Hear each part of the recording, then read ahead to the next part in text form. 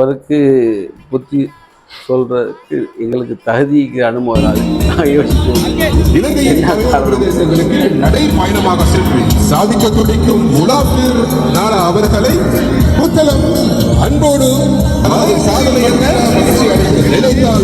சாதனை என்ன நினைத்தால் வருவதுதான் சாதனை என்பதை நிரூபித்துக் காட்டிருக்கின்றார் முலாஃபிர் நானா அவர்கள்.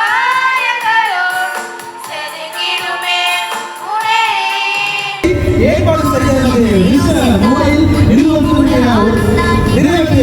அவர்களுக்கு எமது கிண்ணியா மக்கள் சார்பாக 1000 மின்மலர் தூவி அன்பு கடமை தொடர்ந்தும் இந்த பயணங்களை நிறைவான முறையில் சென்றடைய வேண்டும் என்பதுதான் எங்களுடைய பிரார்த்தனை.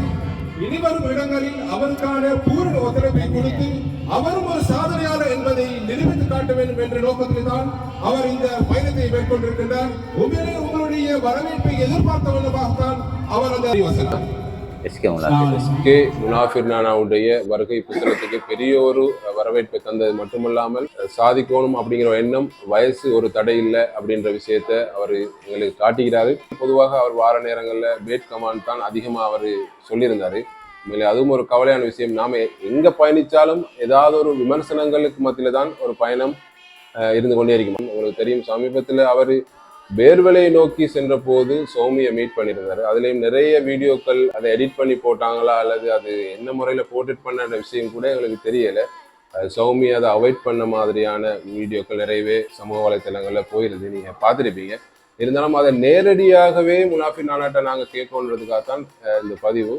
கட்டாயம் முனாஃபிர் நானா, நீங்கள் பேர்வலைக்கு போயிருந்தீங்க, உங்களை நிறைய வரவேற்புகளோட தான் அவங்க உங்களை இன்வைட் பண்ணியிருந்தாங்க.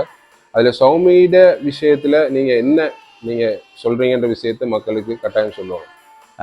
உண்மையிலேயே இந்த பயணங்களில் அவர் அவரோட தண்ட ஊரை அடையும் போது நான் அவரோட ஊருக்கு 19வது நாளையால் கால் பதித்தேன்னா பேர்வலையில்.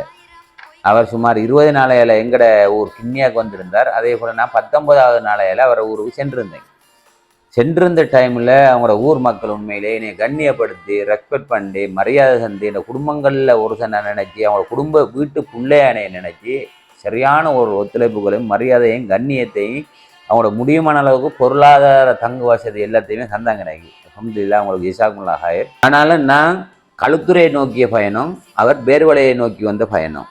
அந்த இடங்களில் இப்போ சந்திக்க வரும்போது உண்மையிலேயே அவரோட சூழ்நிலை அவர் என்ன நோக்கத்துக்காக அப்படி நடந்து கொண்டாருன்னு உண்மையிலே எனக்கு தெரியாது. அது கவலை அடைஞ்ச ஒரு விடயம் ஒன்று. அந்த தருணம் நான் இந்த பயணங்கள்லேயே வேதனை படைய இயலாத அளவுக்கு கவலைப்பட்ட ஒரு தருணம் அது.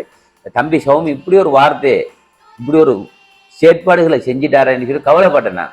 ஆனால் இருந்தாலும் என்னை உள்ளம் கொள்ளர்னிக்கு அந்த இடத்துல என்னை வாயால் புன்னகைத்தவனாக தான் அதை கடந்து சென்றேன். உண்மையிலே நானும் அந்த வீடியோ பார்த்துருந்தேன்.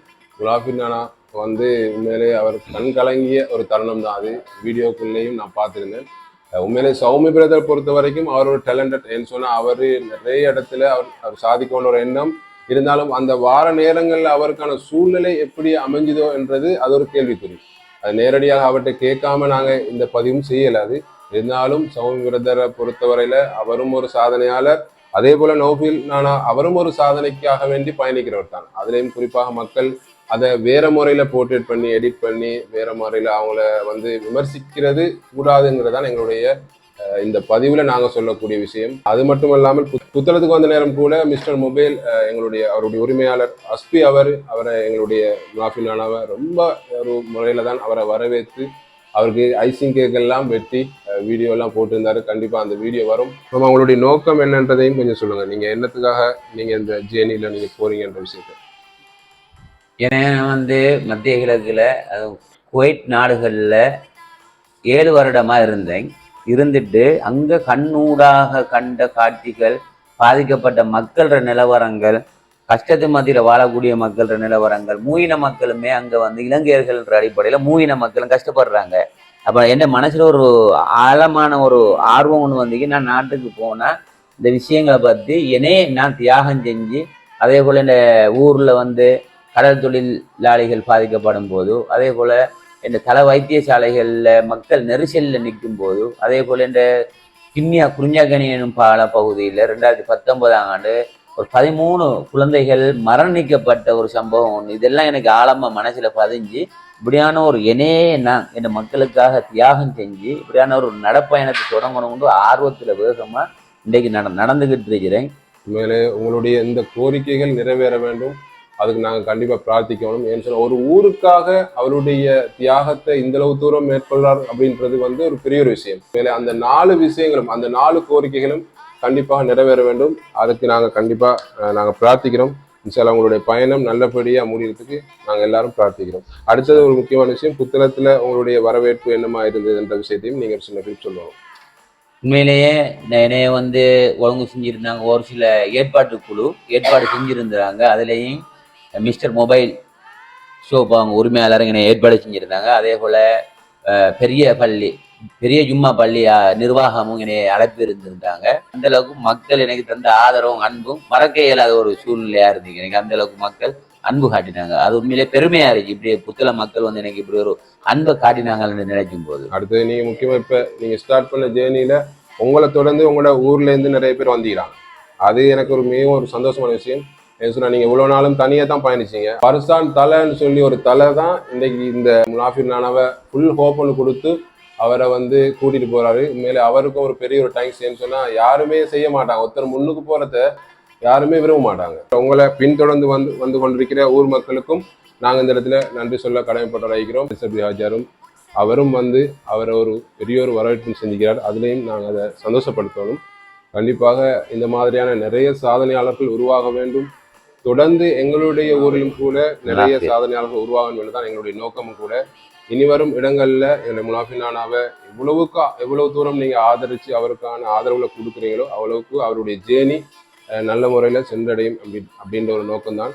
சரி, இவருடைய பயணத்துல நீங்க இவருக்கு மேலே இந்த அளவு தூரம் ஆதரவு கொடுத்து இவ்வளவு தூரம் வந்தது கூட எங்களுக்கு ஒரு பெரிய விஷயம். அதுலேயும் குறிப்பாக புத்தளத்திலையும் நிறைய சாதனையாளர்கள் உருவாகிக்கிறாங்க. நீங்க அதுலேயும் எங்களுடைய நஃப்சான் பைஸ்கல் பயணத்துல 25 மாவட்டங்களுக்கு போய் பெரிய ஒரு சாதனையோடு சாதிக்கிறாரு.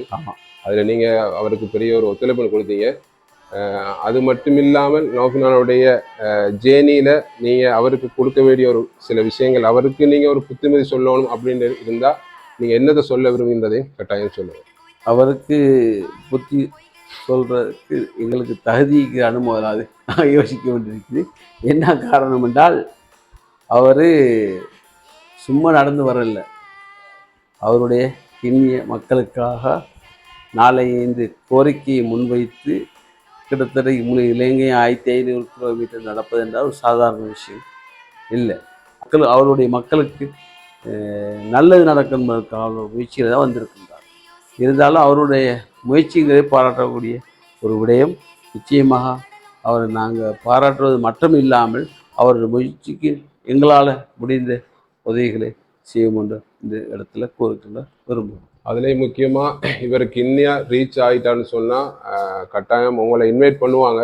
அந்த நேரத்தில் உங்களுடைய ஒத்துழைப்புகள் எப்படி இருக்குன்ற விஷயத்த சொல்லணும். நிச்சயமாக அவர் இந்த காலத்தில் அந்த இதை முடிப்பான்னு சொல்ல முடியாது.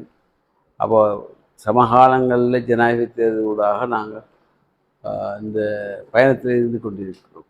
அந்த காலங்களில் பொறுத்து எங்கள் நேரத்தை பொறுத்து நாங்கள் அங்கு முடிக்கும் வருவது எங்களுடைய பூரண ஒத்துழைப்பை இன்ஷா அல்லாஹ் வழங்கும் என்று இந்த இடத்துல உறுதியாக சொல்ல விரும்புகிறேன். இன்ஷா அல்லாஹ் இனி வரும் இடங்களில் அவருடைய பயணங்களை சிறப்பிக்கணும். அவர் வரக்கூடிய இடங்களுக்கு அவருக்கான பூரண ஒத்துழைப்பு கொடுத்து அவரை வரவேற்று அவருடைய தேவைகளுக்கான சரியான பாதுகாப்பான விஷயங்களை செஞ்சு கொடுத்தீங்கன்னு சொன்னால் அவர் போகக்கூடிய இடம் போகக்கூடிய நேரமும் சரியான முறையில் அமையும்ன்றதான் எங்களுடைய பிரார்த்தனையும். நன்றி. வசலாம்.